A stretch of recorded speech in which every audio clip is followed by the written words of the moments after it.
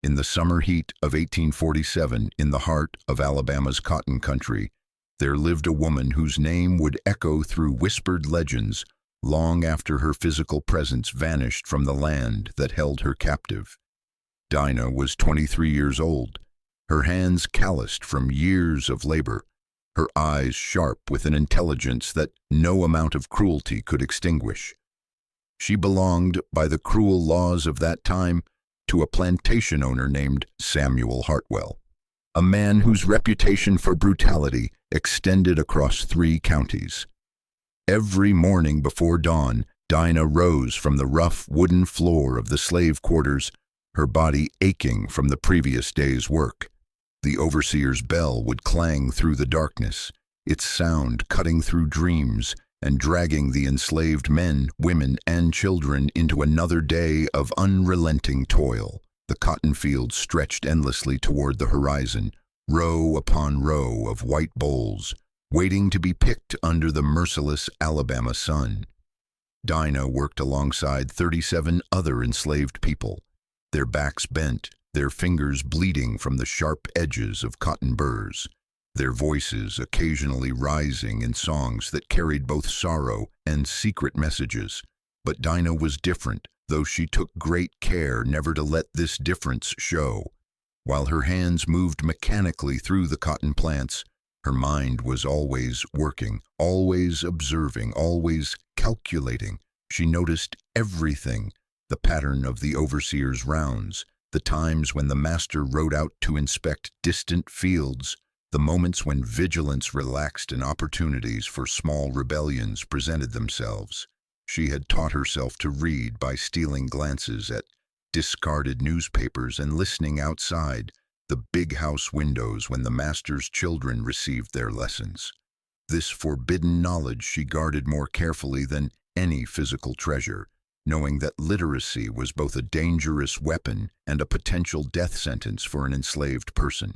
Her acts of resistance were subtle, almost invisible, a tool left in just the right place to slow down work without attracting blame, a whispered warning that allowed someone to avoid punishment, a clever lie that redirected the overseer's anger away from a sick child. These small victories sustained her spirit, but they were not enough. They were drops of water against a raging fire, and Dinah knew it. Still, they kept alive within her the knowledge that she was not merely a piece of property, not simply an object to be used and discarded, but a thinking, feeling human being with agency and will. Samuel Hartwell was a man who took pride in his mastery over other human beings. He stood 6 feet tall, with a ruddy complexion that darkened to crimson when his temper flared, which it did often and without warning. He had inherited the plantation from his father and expanded it through calculated cruelty and relentless exploitation. To him, the enslaved people who worked his land were investments, tools to be used until they broke and then replaced. But beyond mere economic calculation, there was something darker in Hartwell's character, a need to dominate, to humiliate, to remind every person under his control that they existed at his pleasure and could be destroyed at his whim. His punishments were legendary in their severity. Men and women were whipped for the smallest infractions, real or imagined. Families were separated and sold apart as lessons to others. He employed overseers who shared his taste for violence, men who carried whips and weapons and used them with enthusiasm. The plantation operated under a system of constant surveillance and swift retribution. Any sign of defiance, any hint of disobedience, any suggestion of independent thought was met with immediate and brutal punishment. Fear was the currency of control, and Hartwell spent it liberally. But systems built on fear contain within themselves the seeds of their own destruction, and Dinah had studied this system with the attention of a general surveying enemy fortifications. She knew when the guards changed shifts, when the dogs were fed and fell into drowsy contentment, when Hartwell himself was distracted by business or drink. She understood the geography of the plantation as intimately as she knew her own body, every building, every path, every hiding place, every weakness in the perimeter. She knew which overseers were merely following orders and which ones took pleasure in cruelty. She knew where supplies were stored, where weapons were kept, where the master kept his most valuable possessions. This knowledge she accumulated piece by piece, day by day, storing it away like a squirrel preparing for winter, waiting for the moment when it might prove useful. The breaking point came on a humid August evening when the air hung thick and still, promising a storm that would not arrive. Hartwell had been drinking since midday, his mood growing darker with each glass of whiskey. Dinah's younger brother Thomas, a boy of 15 with a quick smile and gentle nature, had been working in the stable when one of the master's prize horses became agitated and kicked through a stall door. The damage was minor, easily repaired, but Hartwell had witnessed it, and in his drunken rage decided that Thomas must have caused it through carelessness or malice. Dinah watched from the yard as her brother was dragged from the stable and tied to the whipping post. She heard the first crack of the whip and saw Thomas's body jerk with pain. She counted each stroke, each one tearing not just his flesh, but something fundamental in her soul. 20 lashes for an accident, for being in the wrong place when a horse took fright. She saw the blood running down his back, heard his cries weaken to whimpers, and felt something shift inside her like a tectonic plate grinding against bedrock. That night, lying awake in the darkness while Thomas lay feverish and groaning beside her, Dinah felt the last chains of acceptance break within her mind. She had endured her own suffering with a stoic determination, but watching her brother brutalized for nothing, seeing the casual cruelty with which Hartwell exercised his power, ignited something that could not be extinguished. It was not merely anger, though anger burned hot in her chest.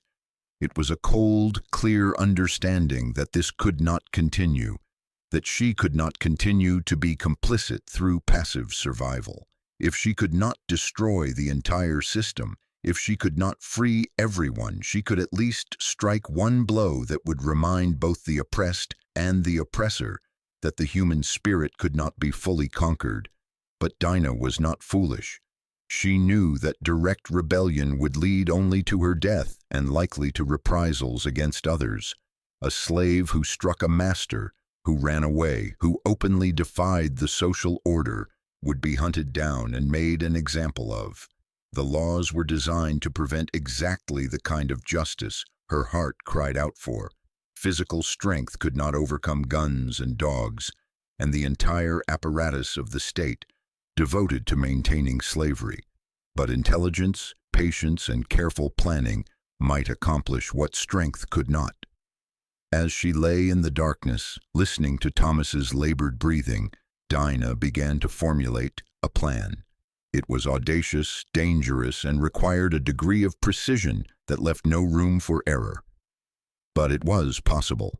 Hartwell's predictability, his arrogance, his absolute confidence in his own invulnerability, these were weaknesses that could be exploited.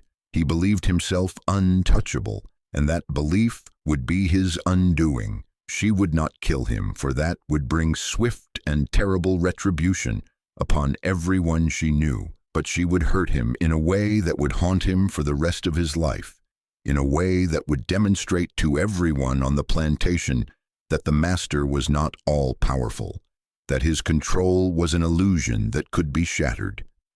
Over the following weeks, Dinah refined her plan with the meticulousness of a watchmaker, assembling a delicate mechanism. Every piece had to fit perfectly, every contingency had to be anticipated. She identified the tools she would need and determined how to acquire them without arousing suspicion. She mapped out the timing down to the minute, accounting for routines and patterns she had observed over years. She considered what could go wrong and devised alternatives for every possible complication. The plan required patience, nerve, and a willingness to risk everything on a single calculated gamble. The old stone well stood at the eastern edge of the plantation, 30 feet deep and lined with moss-covered rocks. It had been dug generations earlier and was still used to water livestock in the far pastures. Dinah knew that Hartwell rode past it every Tuesday and Thursday morning on his way to inspect the cotton gin operation. She knew he always rode alone, preferring solitude to company during these inspections. She knew the exact time he passed the well, give or take 5 minutes, and she knew something else, something she had observed and verified multiple times. Approximately 20 yards from the well, the path passed through a dense thicket of wild blackberry bushes that grew close enough to the trail to brush against a rider's legs. The plan crystallized in her mind with perfect clarity. It was elegant in its simplicity and devastating in its implications. It would require split-second timing, steady nerves, and a little luck. But it was achievable, and more importantly, it was just. Not the justice of laws and courts, which had never been available to her, but the justice of retribution, of consequences, of demonstrating that actions have meaning and that cruelty carries a price. As September arrived with its slightly cooler mornings and the cotton harvest reached its peak intensity, Dinah prepared herself mentally and spiritually for what was to come. She prayed, though she was not certain anyone was listening. She thought of her mother, sold away when Dinah was 7, and wondered if she still lived. She thought of Thomas, slowly recovering from his whipping, and knew she was doing this as much for him as for herself. She thought of all the people who had suffered under Hartwell's rule, all the lives broken and spirits crushed, and she drew strength from their collective pain. Fear lived in her constantly during those final days of preparation, a cold presence in her stomach that made food taste like ashes. But alongside the fear was something stronger, determination, purpose, and a fierce joy in the knowledge that she was not going to die a slave without ever having truly lived as a free person, even if that freedom lasted only moments. Whatever happened after her plan came to fruition, whether she lived or died, she would have acted with agency, with intelligence, with courage. She would have proven to herself and to anyone who learned her story that enslavement was a condition imposed by force, not an inherent state of being, and that the enslaved were not passive victims, but people capable of thought, planning, and resistance. On the evening of September 23, 1847, Dinah sat outside the quarters and looked up at the stars. Tomorrow would change everything. Tomorrow the chess match would begin in earnest, and she would make her opening move. The fear remained, but it no longer paralyzed her. Instead, it sharpened her senses and focused her mind.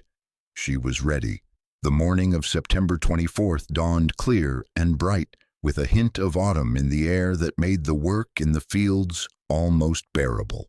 Dinah moved through her morning routine with deliberate calm, showing no sign of the tension coiling in her chest like a spring wound too tight. She ate her small portion of cornmeal mush, gathered her cotton sack, and walked to the fields with the others, her face composed in the mask of passive compliance she had perfected over years of survival. But today was different. Today the first pieces would move on the board, and the game would begin in earnest. Dinah had chosen this day carefully, knowing that it was a Thursday, knowing that Hartwell would make his usual inspection ride, knowing that the rhythms of the plantation would follow their established patterns. Predictability was the master's weakness, and she intended to exploit it fully. Her first task was to position herself correctly. She had arranged, through careful maneuvering over the past week, to be assigned to the field closest to the eastern boundary of the plantation, the field that lay within running distance of the old well. The overseer, a man named Cobb, who was marginally less vicious than his colleagues, had approved the assignment without question. Dinah had always been a reliable worker, never causing trouble, always meeting her quota. He had no reason to suspect that her request to work that particular field was anything other than a preference for the slightly better soil and marginally more shade.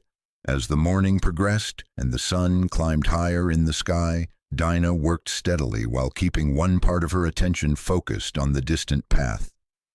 She had calculated that Hartwell would ride past the well sometime between 9 and 10 in the morning, based on years of observation. She had verified this timing multiple times over the past month, watching from different vantage points, confirming the pattern. But patterns could break, schedules could change, and the entire plan depended on Hartwell being exactly where she expected him to be at exactly the right time. At approximately 8:30, Dinah made her first overt move. She stood up from her work, placed a hand on her lower back as if in pain, and called out to Cobb that she needed to visit the necessary. He waved her away with barely a glance, accustomed to such requests and uninterested in the bodily functions of enslaved workers. Dinah walked slowly toward the tree line, moving like someone in discomfort, drawing no attention to herself. Once she was out of sight among the trees, her pace quickened. She had hidden the materials she needed 3 days earlier, burying them in a shallow hole beneath a distinctive lightning-struck oak tree. Now she dug them up quickly, a coil of strong rope stolen piece by piece from the barn over several weeks, a sharp knife taken from the kitchen and carefully concealed, and a small leather pouch containing items she had gathered from the plantation's workshop and storage areas. Her hands trembled slightly as she handled these objects, knowing that their very possession would be enough to condemn her if she were caught. The next phase required perfect timing and steady nerves. Dinah made her way through the forest toward the old well, moving as silently as her grandmother had taught her years ago, placing each foot carefully to avoid snapping twigs or rustling leaves. The morning birds sang overhead, indifferent to the human drama unfolding below their branches. A deer raised its head as she passed, watched her for a moment with liquid eyes, then bounded away into deeper cover. When she reached the well, Dinah paused to steady her breathing and survey the area. The path stretched empty in both directions, dappled with sunlight filtering through the canopy overhead. The blackberry thicket grew thick and tangled 20 yards to the north, just as she had remembered. The well itself stood solid and ancient, its stone rim worn smooth by generations of hands and buckets. She approached it carefully, looking down into its dark depth, and for a moment felt a wave of dizziness at what she was about to do. But there was no time for hesitation. According to her calculations, she had approximately 15 minutes before Hartwell would come riding down this path. Dinah set to work with focused intensity, her fingers moving quickly despite their trembling. She secured one end of the rope to a sturdy tree trunk, testing it multiple times to ensure it would hold. She measured the length carefully, knowing that precision was essential. Then she concealed the rope under a layer of leaves and soil, making the path look undisturbed to casual observation. The blackberry thicket required more delicate work. Dinah used the knife to cut through specific branches, creating a narrow passage that was invisible from the path but would allow her to move through quickly if needed. She worked carefully, mindful of the thorns that tore at her clothes and skin. The pain was insignificant compared to what was at stake. She positioned several branches so they could be released to spring back across the path, creating a sudden barrier that would startle a horse at exactly the right moment. Then came the waiting. Dinah concealed herself in a dense cluster of young pine trees that offered both cover and a clear view of the path in both directions. She crouched low, controlling her breathing, every muscle tense and ready. The minutes stretched out like hours. She heard sounds that made her heart leap, hoofbeats that turned out to be a deer moving through the underbrush, voices that were only the wind in the branches. The sun continued its slow climb toward noon. Had she miscalculated? Had Hartwell changed his routine? Then she heard it, the unmistakable sound of a horse's hooves on hard-packed earth, moving at a steady walk. Dinah's breath caught in her throat. She remained absolutely still, watching through the screen of pine needles as the horse and rider came into view. It was Hartwell, mounted on his favorite bay mare, his posture relaxed and confident, the posture of a man who had never known genuine threat or fear in his entire privileged life. He rode alone, as she had known he would, lost in his own thoughts, perhaps planning the day's cruelties or calculating profits from the cotton harvest. Dinah waited until he was exactly parallel to her hiding place, until his attention was focused forward on the path ahead. Then she moved with the speed and precision of a striking snake. She darted from cover, grabbed the concealed end of the rope, and pulled hard while simultaneously releasing the bent branches in the blackberry thicket. The branches sprang back across the path with a crackling rush of movement. The horse, startled by the sudden noise and motion, reared up with a shrill whinny of alarm. What happened next occurred in a blur of motion that Dinah would remember with crystal clarity for the rest of her life. Hartwell, caught off balance and surprised, yanked hard on the reins. The mare, already frightened, twisted sideways. The master's weight shifted, his seat became unstable, and then he was falling toward the well that stood just off the path, its ancient stones waiting with impassive patience. But Dinah had not intended for him to fall into the well itself. That would have been too merciful, too quick. Instead, her plan had been more subtle and more terrible. The rope she had positioned was meant to catch his leg, to bring him down hard onto the stone rim of the well in such a way that would cause injury without causing death. She wanted him hurt, humiliated, brought low by his own carelessness and the scheming of someone he considered property, not a person. The reality exceeded her planning in ways both horrifying and satisfying. Hartwell's leg did catch the rope, twisting him as he fell.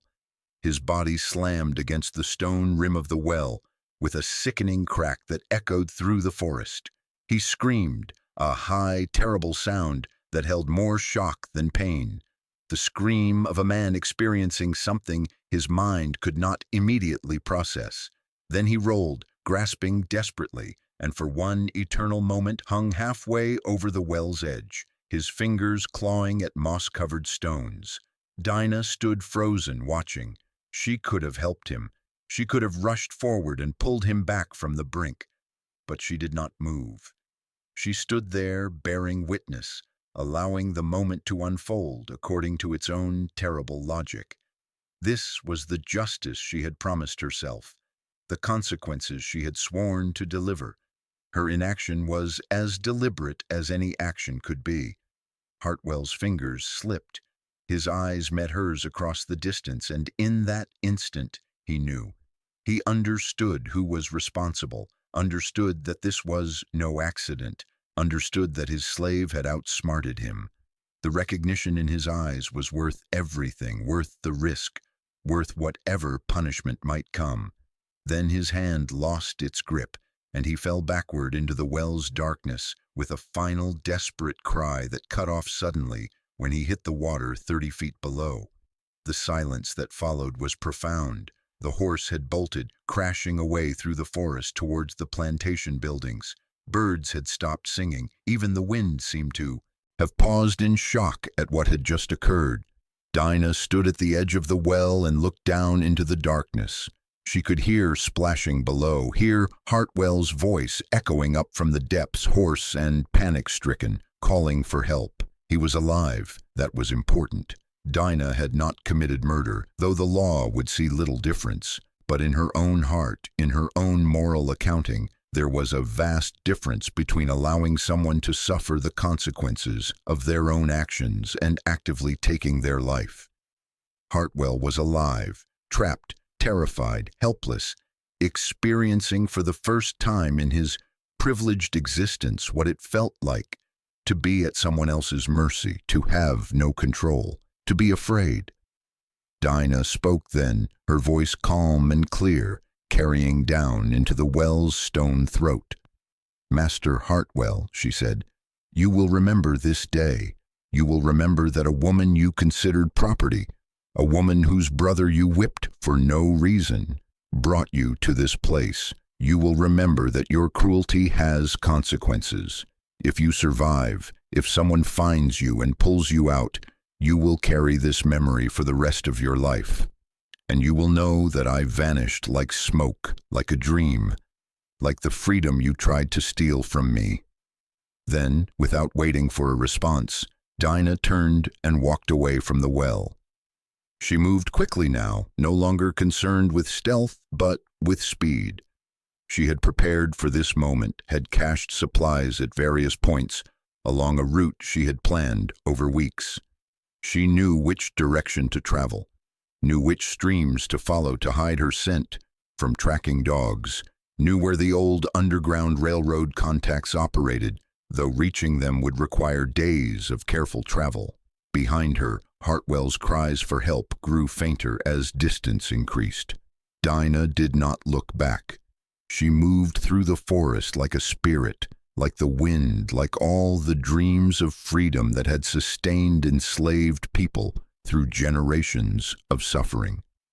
By the time the horse reached the plantation and someone organized a search party, she would be miles away, following paths only she knew, leaving no trail that dogs could follow. But before she disappeared entirely, Dinah made one final gesture. She took the small leather pouch she had prepared and left it at the base of a prominent oak tree where the search party would eventually find it. Inside was a note, written in careful letters she had taught herself to form, that said simply, "I have taken what you stole from me. I have left you what you gave me. We are even now, and I am free." She did not sign it, but she knew Hartwell would understand, if he survived to hear about it. As she vanished into the deep forest, moving north toward a freedom that might prove illusory or might be real, Dinah felt something she had not experienced since childhood: hope.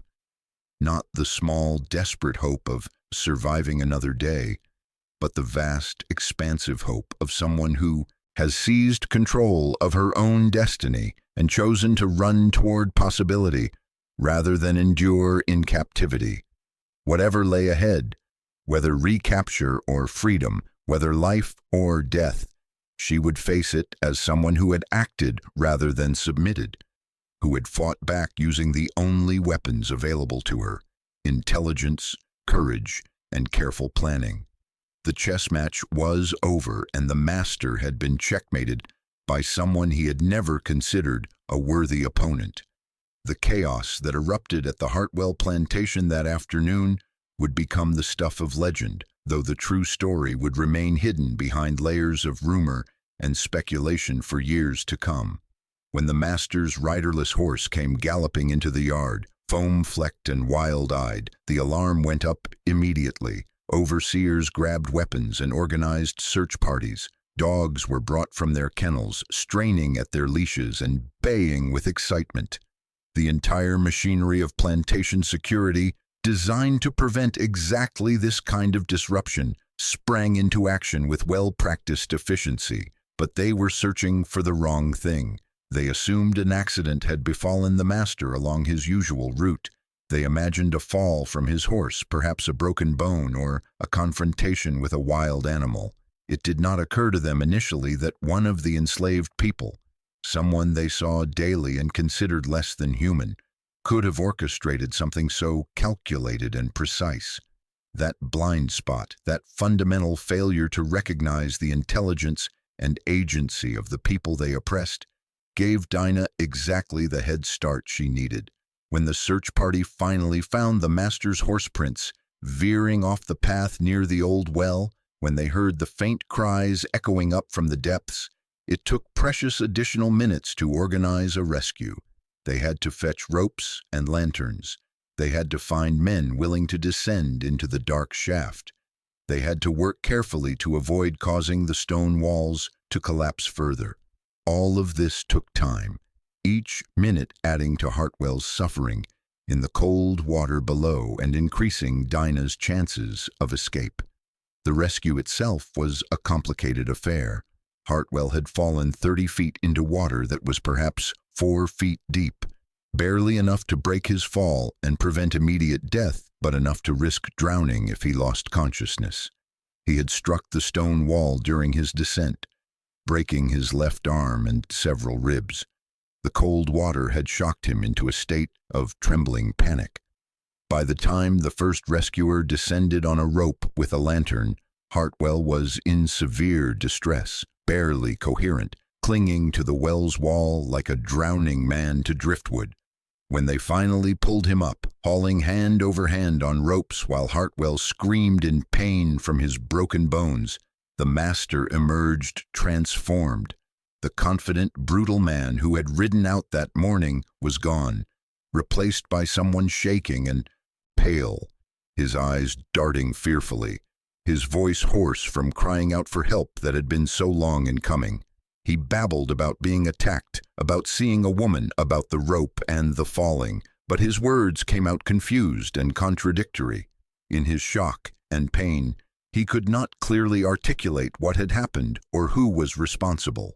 The doctor was summoned from town, arriving in late afternoon to set Hartwell's broken arm and bind his ribs.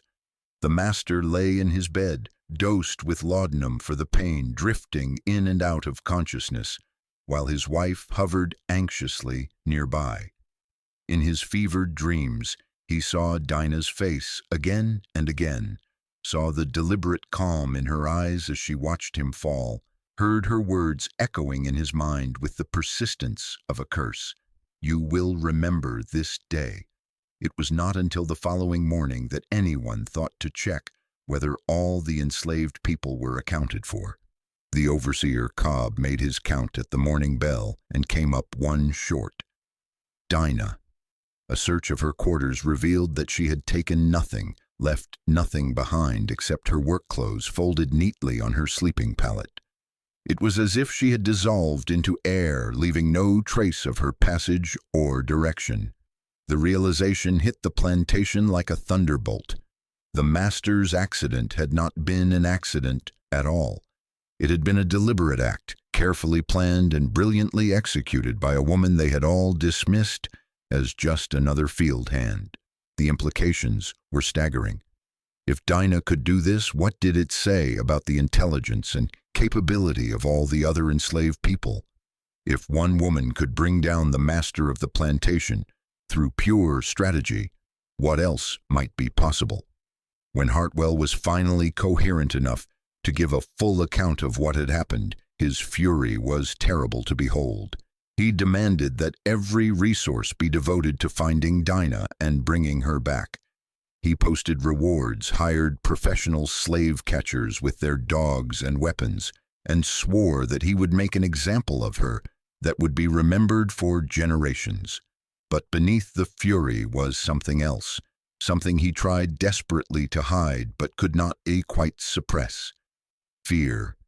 The unshakable confidence in his own superiority had been cracked, and through that crack leaked the terrible suspicion that perhaps he was not as invulnerable as he had always believed. The search parties ranged far and wide, but they found nothing. Dinah had prepared too well, had thought through every contingency. She had traveled through streams to mask her scent, had taken routes through dense forest where dogs could not easily follow, had moved with the kind of purpose that only someone fighting for freedom can sustain. She covered ground that seemed impossible for someone on foot, driven by adrenaline and desperate hope, and the knowledge that capture meant certain death. On the third day, one of the search parties found the leather pouch with Dinah's note inside. When they brought it back to the plantation and someone read the message aloud to Hartwell, still bedridden from his injuries, something broke in his expression. The note confirmed what he had suspected but hoped was not true. This had been deliberate, calculated, personal. A woman he had considered property had judged him, found him wanting, and executed sentence upon him with a precision that spoke of weeks or months of planning. The note's discovery changed the tenor of the search. What had been a hunt for an escaped slave became something more complicated. The other enslaved people on the plantation, hearing whispered accounts of what Dinah had done, began to look at their overseers differently. The small acts of resistance that had always occurred in subtle ways became slightly more overt. Work slowed imperceptibly. Tools broke more frequently. The songs in the fields took on new lyrics, coded messages celebrating a woman who had fought back and vanished like smoke. For the enslaved community, Dinah's actions represented something profound and transformative. She had proven that the masters were not all-powerful, that intelligence and planning could overcome brute force, that one person's courage could inspire many. Her escape was not just a personal victory, but a symbolic defeat of the entire system of oppression. Every day that passed without her recapture reinforced the message. Resistance was possible, freedom was achievable, the oppressors could be outmaneuvered. As weeks passed and Dinah remained at large, the impact spread beyond the Hartwell plantation. News traveled along the invisible networks that connected enslaved communities across the South. The story grew in the telling, acquiring mythic dimensions. Some said Dinah had sprouted wings and flown north like a bird. Others claimed she had turned herself invisible through African magic taught by her grandmother. Still others spoke of the mysterious heart she had left in the well, a metaphor that captured the emotional truth even if the literal details remained unclear. The truth, had anyone known it, was both more mundane and more impressive than the legends. Dinah had traveled for 6 days through wilderness and farmland, avoiding roads and settlements, living on foraged food and water from streams. She had followed the North Star each night, trusting in the navigational wisdom passed down through generations of enslaved people who had dreamed of freedom. She had encountered sympathetic contacts who provided food and shelter, part of the network that would later be known as the Underground Railroad, though at the time it operated with no formal name or structure. On the evening of the 7th day, exhausted and footsore but still free, Dinah crossed into Tennessee and made contact with a Quaker family who hid her in a concealed room beneath their barn. For the first time since her escape, she allowed herself to weep, great heaving sobs that released years of accumulated pain and fear and rage. The Quaker woman held her as she cried, speaking soft words of comfort and promise. Dinah had survived. Against all odds, through careful planning and desperate courage, she had escaped. But survival was not the same as victory, and Dinah understood this. Her freedom, while precious beyond measure, was fragile and provisional. Slave catchers operated in the North as well as the South. The Fugitive Slave Act meant that she could be seized and returned to bondage at any time. True freedom would require constant vigilance, new identity, endless caution. And yet, lying in that hidden room, beneath a stranger's barn, Dinah felt something she had not experienced in years. Peace. She had acted. She had struck back. She had taken control of her own destiny, if only for a few precious days. That could never be taken from her, no matter what happened next. Back in Alabama, Samuel Hartwell eventually recovered from his physical injuries, but the psychological wounds never healed.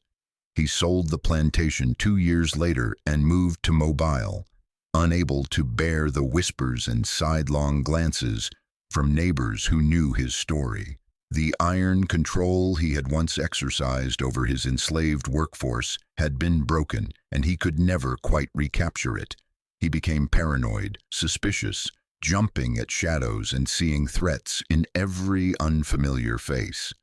The woman who had left him in the well, whose name he refused to speak aloud, haunted his dreams and waking hours alike.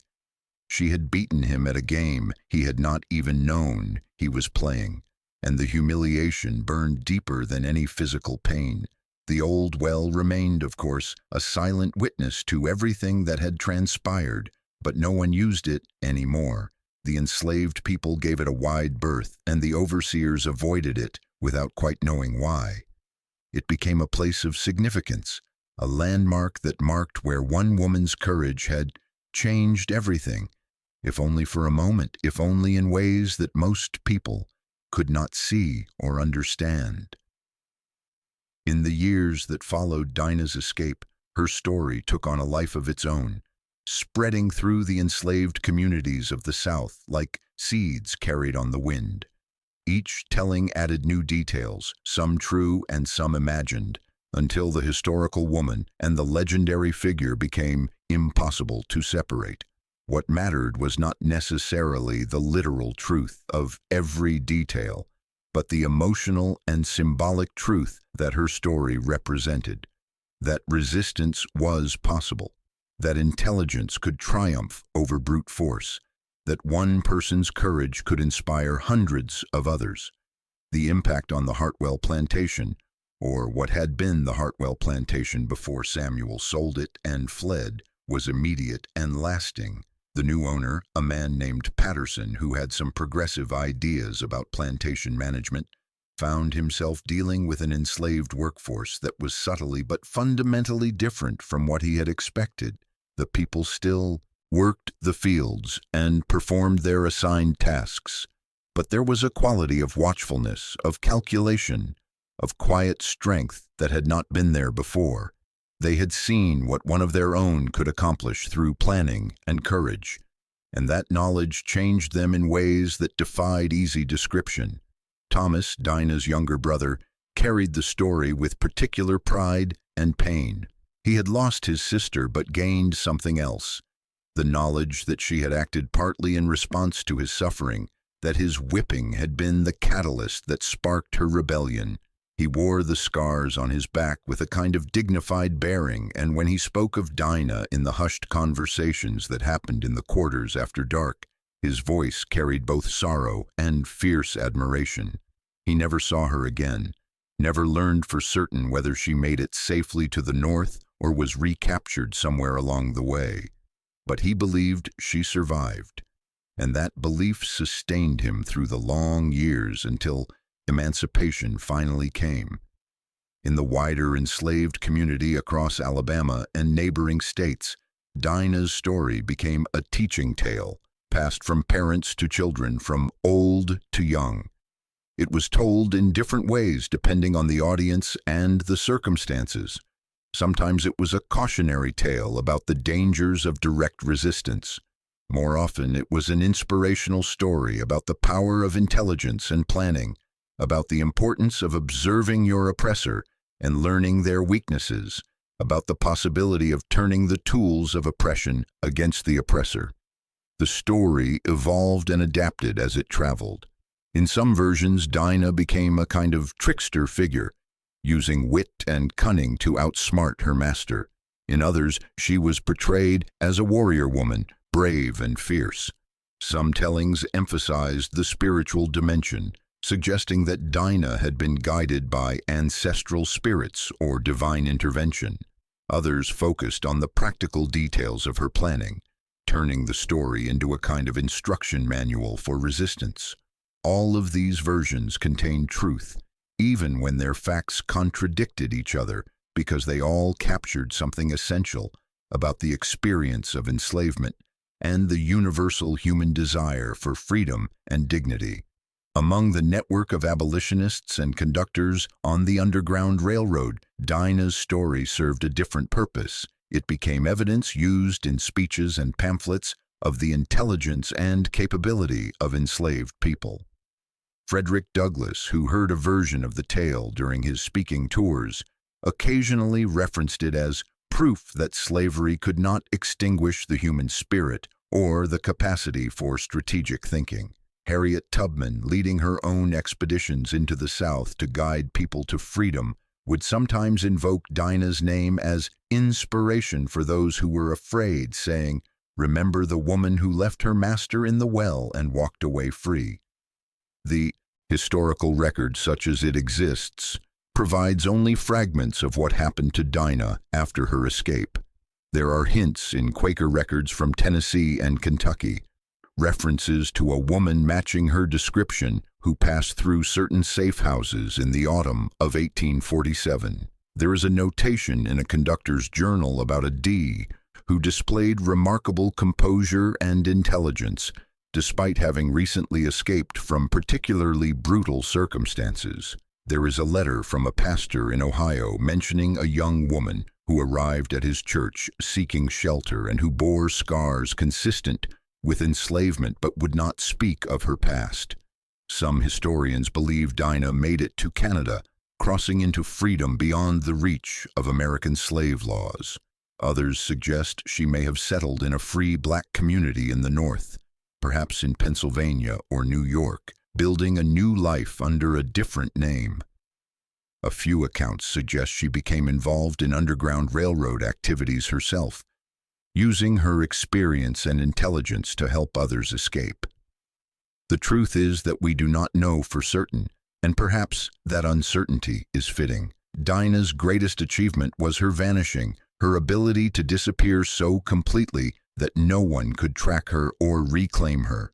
To know exactly where she went and what became of her would, in some sense, diminish the power of that disappearance.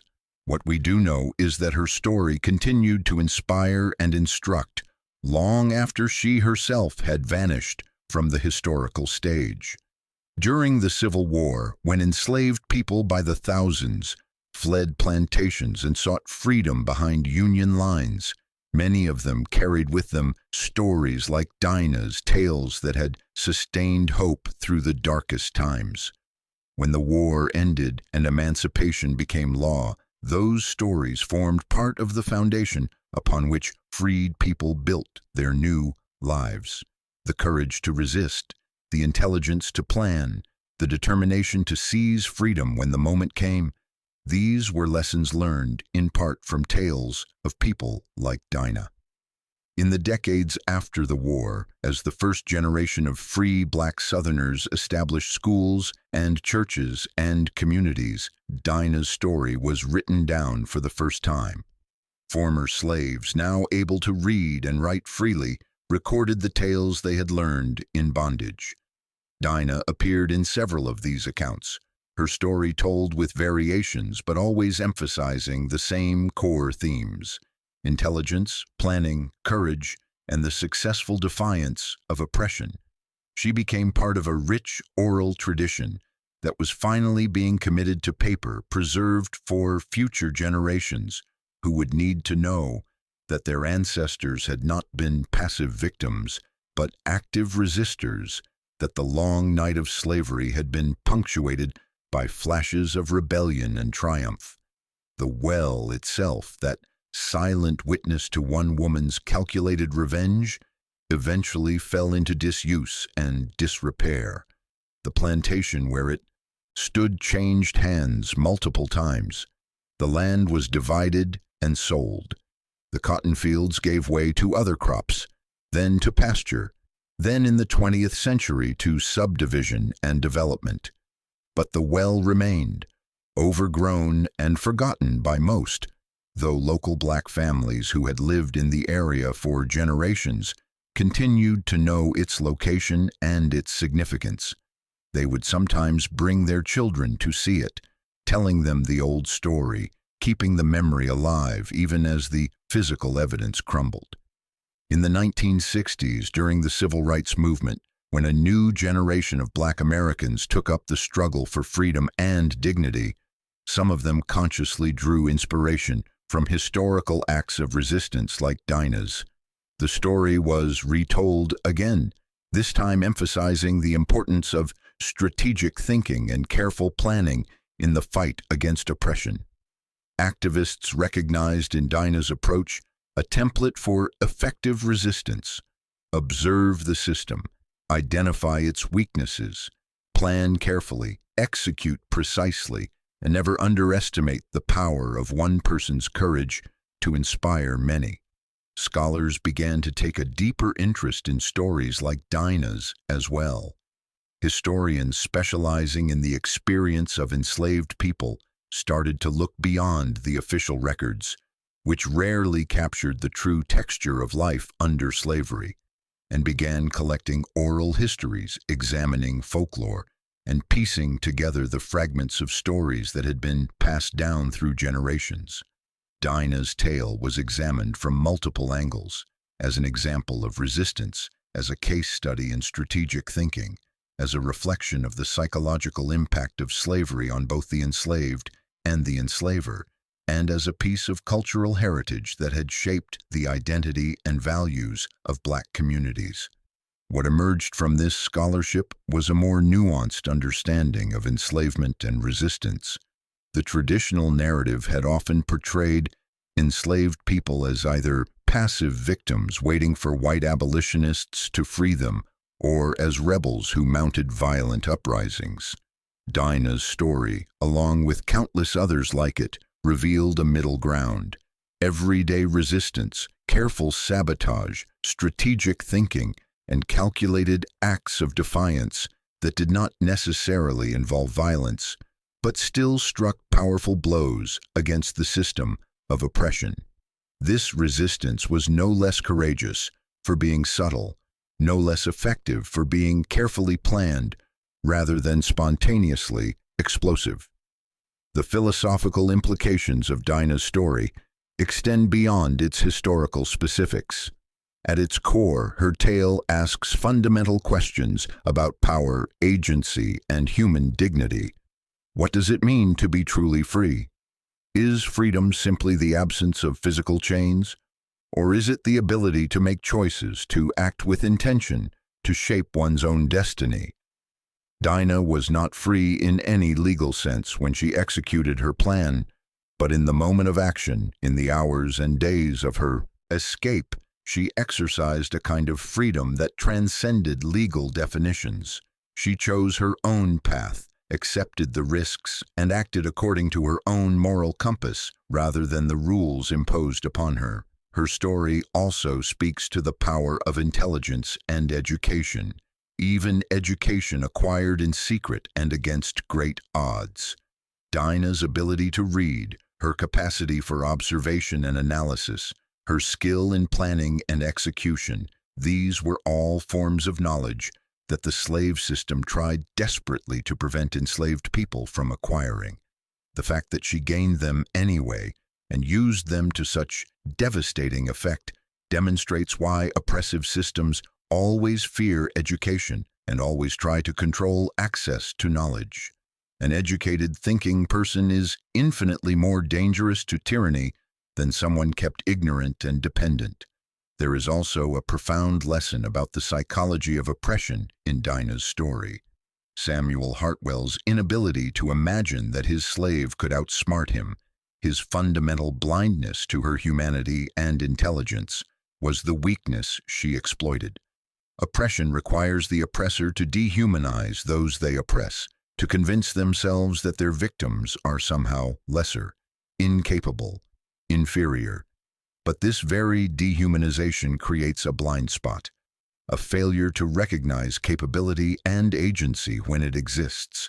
Dinah understood this instinctively and used it against her master. She allowed him to underestimate her, and that underestimation proved to be his downfall. The story resonates across time because these dynamics of power, resistance, and human dignity are not confined to the historical institution of slavery. Wherever people are oppressed, wherever systems of injustice operate, wherever some claim the right to dominate others, the lessons of Dinah's tale remain relevant. Intelligence can overcome brute force. Careful planning can defeat superior resources. One person's courage can inspire collective action. The oppressor's certainty in their own superiority is a weakness waiting to be exploited. These are universal truths, applicable far beyond the specific context of antebellum Alabama. Today, the site where the old well stood is marked by a simple stone monument erected in 2012 by a coalition of local historians, descendants of enslaved people from the area, and community activists. The inscription reads, "Here stood the well where Dinah of Alabama claimed her freedom through courage and wit." 1847. Her story reminds us that the human spirit cannot be enslaved, that intelligence is a weapon against tyranny, and that one person's bravery can light the way for many. The monument has become a place of pilgrimage for some, a tourist attraction for others, but always a reminder that history is not just about the famous and the powerful, but also about the ordinary people who performed extraordinary acts of resistance and courage. Schools in the region now teach Dinah's story as part of the curriculum on slavery and resistance. Children learn about her intelligence, her planning, her courage. They discuss the moral complexities of her actions, debating whether what she did was justified, whether the end justified the means, whether violence or the threat of violence is ever acceptable in the pursuit of freedom. These are not easy questions, and different students arrive at different answers, but the very fact that they grapple with these issues represents a kind of victory. Dinah's story forces us to think deeply about justice, freedom, and the nature of resistance. Artists have found inspiration in her tale as well. There have been paintings depicting various moments in her story. Dinah working in the fields while observing the master's routines. The moment of action at the well, her solitary journey north toward freedom. There have been poems and songs celebrating her courage. A play written in 1985, performed in black theaters across the South, dramatized her life and escape, taking certain liberties with the facts, but capturing the emotional truth of her experience. A novel published in 2003 imagined her life after escape, creating a fictional but plausible account of how she might have built a new identity in freedom. Each of these artistic interpretations adds another layer to the legend, another way of understanding and honoring what Dinah did. They ensure that her story continues to evolve and remain relevant to new generations. A tale that began as whispered words among enslaved people in the 1840s has become a multifaceted cultural artifact, examined and celebrated through multiple lenses and media. This is how memory works in human societies. Stories are told and retold, adapted and reimagined, each telling preserving the core truth while adding new meanings and applications. Perhaps most importantly, Dinah's story serves as a reminder that history is made not only by presidents and generals, not only by those whose names appear in textbooks and whose actions shape the broad currents of events, but also by ordinary people who find themselves in extraordinary circumstances and choose to act with courage and intelligence. Dinah had no army, no wealth, no political power. She had only her wits, her determination, and her willingness to risk everything for freedom. That was enough to change her own life and to inspire countless others. That was enough to strike a blow against an entire system of oppression. That was enough to earn her a place in history and in memory. As we reflect on her story from the vantage point of the 21st century, more than 170 years after that September morning, when she watched her master fall into the well and then walked away into freedom, we can see it as part of a larger narrative about human resilience and the long struggle for justice. Slavery did not end because oppressors suddenly developed consciences. It ended because millions of people, enslaved and free, black and white, resisted in countless ways, large and small. Dinah was one voice in that chorus of resistance, one thread in that vast tapestry of courage and determination. Her legacy lives on, not only in the stories told about her, but in the example she set. She reminds us that intelligence is power, that careful planning can overcome seemingly insurmountable obstacles, that one person's bravery can make a difference. She reminds us that freedom is not given but taken, that dignity cannot be bestowed by others but must be claimed for oneself. She reminds us that even in the darkest circumstances, even when all hope seems lost, the human spirit retains the capacity to resist, to plan, to act, to choose freedom over submission. In the end, what Dinah left in that well was not merely her master's body temporarily trapped in water and stone.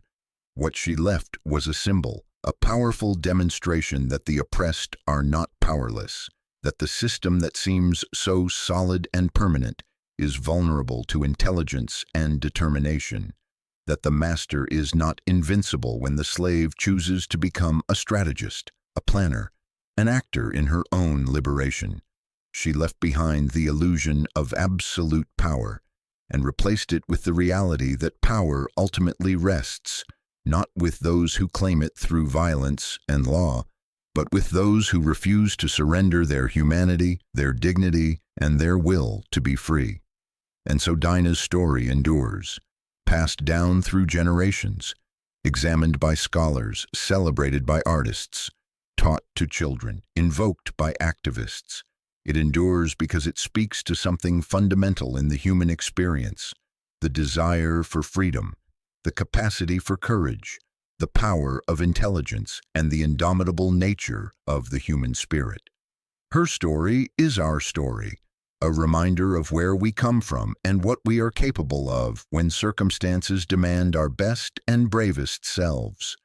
The woman who vanished into the Alabama forest in 1847 left behind more than just her chains.